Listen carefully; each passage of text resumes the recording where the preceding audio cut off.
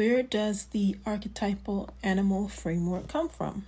The theoretical foundation for everything we're doing in this series comes from the work of one of my favorite authors, Marie-Louise von Franz. She was a close collaborator of Jung, Carl Jung, who spent several decades analyzing how traditional fairy tales encode psychological truths about the individuation process. Von Franz demonstrated that animal figures in fairy tales functions as symbolic representations of instinctual patterns that the human psyche must consciously encounter and integrate for psychological wholeness. In her extensive analysis of European fairy tales, von Franz showed that certain narrative patterns repeat across cultures and time periods.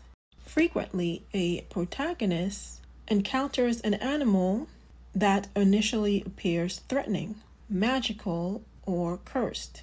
The animal might be a beast holding a castle under enchantment, a helpful creature offering guidance in exchange for a promise, or a shapeshifter moving between human and animal form.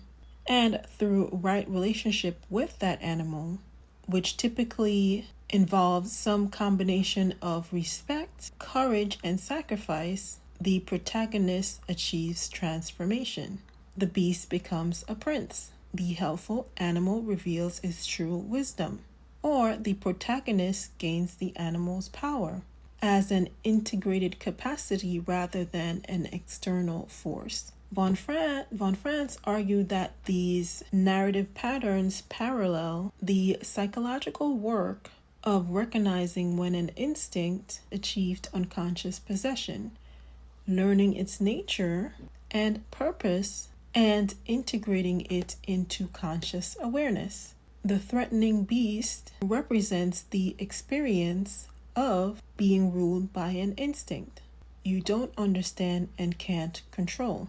The process of engaging with the beast, often through tasks that seem impossible or paradoxical, represents the difficult work of becoming conscious of the pattern, and the transformation of the beast into a helper, or the protagonist's acquisition of the animal's power, represents successful integration, in which the instinct becomes a conscious tool rather than a unconscious tyrant. The fairy tale framework, developed through von Franz's painstaking analysis of hundreds of stories, can be applied to contemporary astrological practices by using natal chart configuration to identify which instinctual patterns are most